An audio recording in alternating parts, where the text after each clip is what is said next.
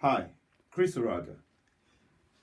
I want to address the Nigerian youth today. And when I say youth, I don't mean the 40-year-old pretending to be youth. I'm talking about the 18 to 35-year-olds. You know, those who are really within that age range, who are, if you like, in their prime. I want to ask them to wake up and to get involved in the policy decisions that are happening in Nigeria today.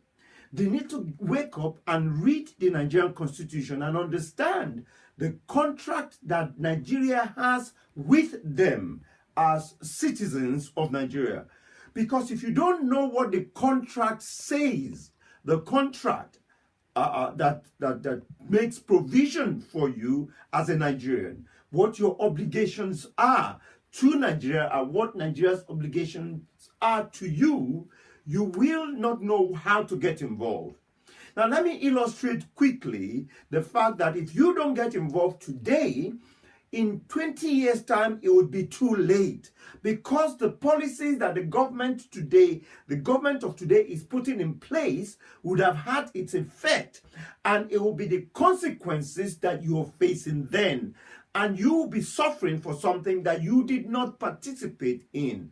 But it would not be because you didn't have the opportunity to participate in it. It will be because you refused to participate, and that's why you will be it would be right for you to receive the punishment that comes to you. Now, let's assume today, I'm going to have a timeline. There's a timeline here. And here is 2016. And there are policies. You know, you need to know what the government policies are. What is the government intending to do in 2 years' time, in 10 years' time? What is the policy direction of the government, okay? So that you know where you get involved, you know? Otherwise, when the consequences of the direction comes in, say, 20 years' time, 2036, for example, the people there today who are in their 70s, who are in their 60s, they will be, in 20 years' time, they will be in their 90s and 80s. Now, their life is spent. From then, you will be getting to your 40s and your 50s. Now, these people would have controlled your life when you're in your 20s here. They would have controlled your life in such a way that you will have nothing to leave for your own children by this time. So you need to get involved here for when we get to 2066. Because most of us will not be here then. Those who are in their 20s probably still be here at that stage. They would have legacies. So you need to get involved in policies. Now, here is what I think the youth needs to do today. What they need to get involved with today. Look, as an individual, you don't have much leverage. So what the youth needs to do, they need to organize themselves. They need to come together. Don't go asking questions on your own. Organize into groups.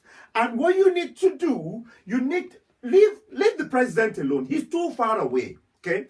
Now go to your local government chairman. Okay. The councillors. Okay. Your local government chairman, the councillors, your local rep, those in the House of Representatives. You need to ask them questions. For example, why are the schools completely run down? You need to organize groups. The problem with us sometimes is that we're very individualistic. So we solve the problem for ourselves. But we leave the society itself. We don't recognize that we have to operate within the society. In 20 years' time, what is going to happen in 20 years' time? Today is when you decide it. Don't wait for these people who are in most cases much older than you, who all they're looking for is a salaried employment. You know, they're looking for money. They don't have any, most of them don't have real vision for their local environment. They just want them to go there for power. You need to ask them the question. You need to make them answer questions by organizing into groups. You know? And when I say organize into groups, I'm talking about organize into intelligent groups, not to become don't allow yourself to be taken over by the politicians when you organize yourselves like that, because that's what they will try and do. They will try and turn you into their local supporters. No.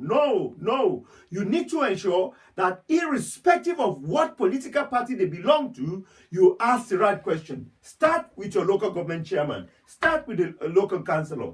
Start with your local representative. Why are the schools run down? Why are the local schools run down? Don't build new schools. Repair the ones that are there now.